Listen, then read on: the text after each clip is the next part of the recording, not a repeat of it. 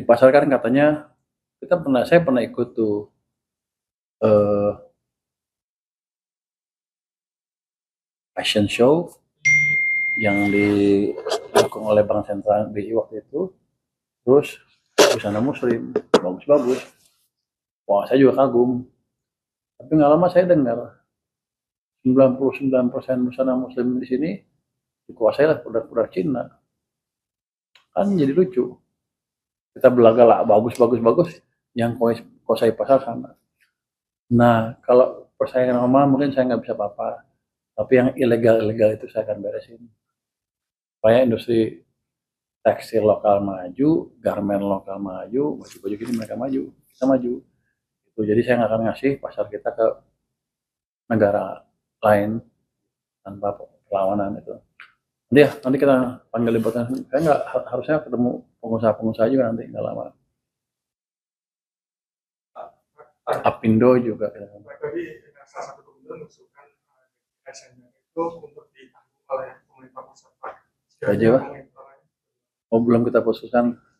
Kalau dia minta semuanya tanggung saya, itu normal, permintaan normal. Tapi kan kita hitung kemampuan APBN saya seperti apa. Apalagi ini kan 9 bulan pertama kan ekonominya melambat. Ya naik turun, tapi cenderung turun terus kan. Jadi kalau diminta sekarang ya pasti saya nggak bisa. Kecuali saya tembus rasio defisit ke PDB di atas 3%. Tapi nanti yang ribut, Bloomberg ada, Reuters nggak ada, mereka yang ribut. Mereka akan bilang Indonesia tidak perlu, dan walaupun Amerika semuanya gitu ya, mereka akan nunjuk saya menteri nggak becus.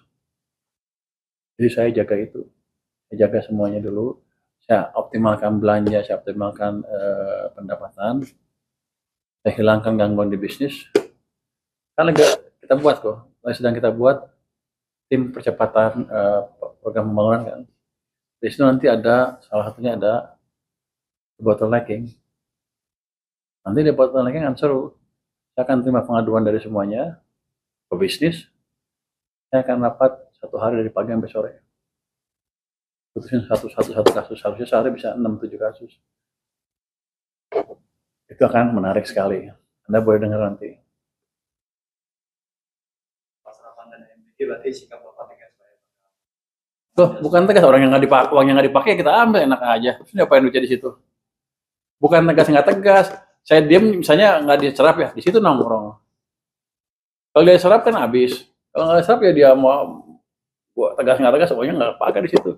Saya ambil satu tempat lain. Jadi tergantung mereka. Semuanya juga begitu. Kalau nggak dipakai, uangnya memang biarin nongkrong di kementerian. Tarik, taruh di program-program yang lebih siap dan lebih cepat dijalankan. Caranya program apa itu, Pak? Alihannya. Jangan dulu lah, nanti adu sama yang lain.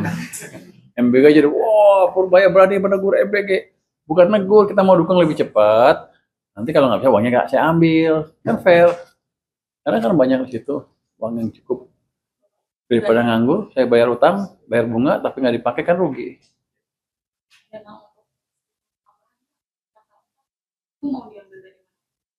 Nanti mau diumumin sama Menko ya? Tunggu deh dari Menko, yang saya duluan. Soal pendirian DPR itu udah ada update. Apa tuh? Soalnya kan sudah masuk ke dalam rencana. Nggak tahu, biar aja kalau dibangun. Tapi saya pikir sih, biar aja sampai sekarang. Soal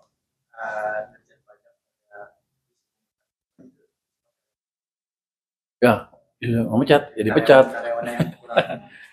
Jadi mungkin dia nemuin orang-orang yang menerima uang yang nggak bisa diampuni lagi, dipecat. Biar aja.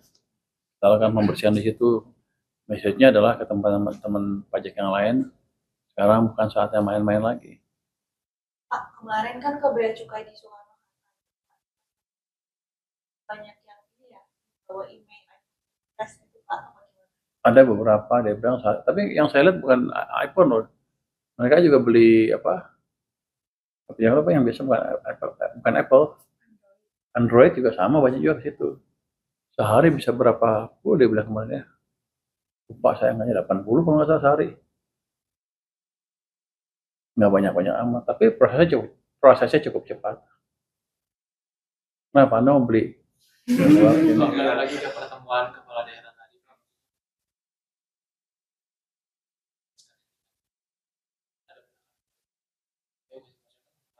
Udah singgung.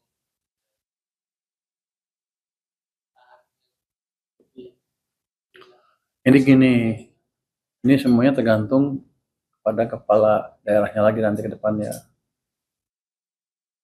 Saya kan ke pemerintahan baru, image mereka kan kurang bagus kan di mata pemimpin-pemimpin di atas kelihatannya. Jadi kalau mereka bisa perbaiki image itu ya nggak ada keberatan, bukan desentralisasi jalan lagi, bukan sentralisasi lagi. Cuman sekarang sebenarnya dari uang nggak berkurang, 1.300 triliun dilempar ke daerah. Cuman prosesnya belum terlalu dibelanjakan daerah oleh pusat ya.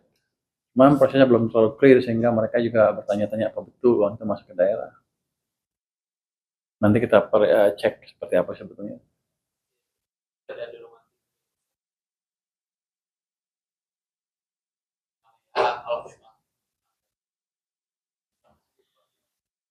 Terus saya nggak monitor akhir tahun seperti apa.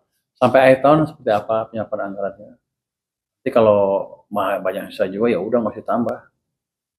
Tapi kalau emang bagus dan emang pembangunannya bagus tepat waktu dan nggak ada temuan-temuan ya patut dipertimbangkan harusnya sih. Karena kan mereka protes. Ini kan desentralisasi hasil dari reformasi. Kenapa hilang lagi? Kenapa mau jadi sentralisasi? Saya nggak tahu pandangan politik seperti apa. Saya kan cuma Menteri Keuangan, juru bayar kata Rocky Gerung. Kalau gini saya berselindung, saya cuma juru bayar yang ngerti. Tapi pada dasarnya tergantung mereka sendiri mau seperti apa ke depan. Kalau mereka bagus, mereka bisa meyakinkan pimpinan kan. Saya juga punya senjata tambahan untuk menjelaskan bahwa harusnya seperti ini lagi. Artinya mungkin desentralisasi nggak jelek-jelek amat, tapi pelaksanaan selama kemarin-kemarin mungkin ada image, ada kesan kurang bagus. Ada kesan ya, saya nggak tahu. Siapa Pak yang Semuanya ngomong. Anda mau ngomong apa? Semuanya ngomong tuh nggak mau ketinggalan. Anda mau nanya apa? Ada beberapa yang bilang ini mengganggu stabilitas daerah dan mengganggu NKRI segala macam. Saya bilang sih ya, Anda beresin aja dulu belanjanya dan buat kesan yang baik. Dan saya kan bukan saya yang berkeputusan di DPR di atas sana. Nanti baru bisa dibalik lagi arahnya ke arah desentralisasi. Pak, makanya Pak terkait Ini orang Reuters ya Pak. Tuh Reuters ya Pak, belum Pak? Oh yang di mana-mana, orang mana loh? Reuters ya? Belum Pak, Reuters ya? Udah tadi telat. Udah nggak bisa nanya dia. Selesai. Makasih semuanya. Wassalamualaikum warahmatullahi wabarakatuh. Jangan jawab. Pak, ini Pak terkait rencana yang untuk penggandaan awal tahun belanja gimana Pak? Apa ada dalam market? Dimsum berarti di Cina ya? Dimsum di mana tuh? Oh saya nggak tahu. Saya belum melakukan yang mana kalau saya. Kalau saya bilang sih di sini masih banyak cukup dana. Kalau bisa ciptakan optimisme seperti ini dengan bantuan teman-teman ya, saya bisa manfaatkan dana dalam negeri dulu. Kalau boleh itu kalau pasti dibalasnya dengan berapa dolar yang kita butuhin untuk bayar sehingga masuknya untuk membandingkan dolar tadi sehingga tidak mengganggu nilai tukar secara berlebihan. Tapi yang bagus kan kalau kayak Jepang kan mungkin 95% atau lebih bondnya dikuasai oleh investor domestik mereka. Jadi gejolak dunia nggak berpengaruh ke bond market. Ini kan sekarang asing udah makin turun tinggal 14% sekarang ya. Mungkin di satu sisi jelek katanya asing kabur, di sisi lain ya berarti sisanya kan domestik. Artinya apa? Kita bisa kendalikan stabilitas pasar bond dengan lebih baik. Kalau mau ya. terkait penempatan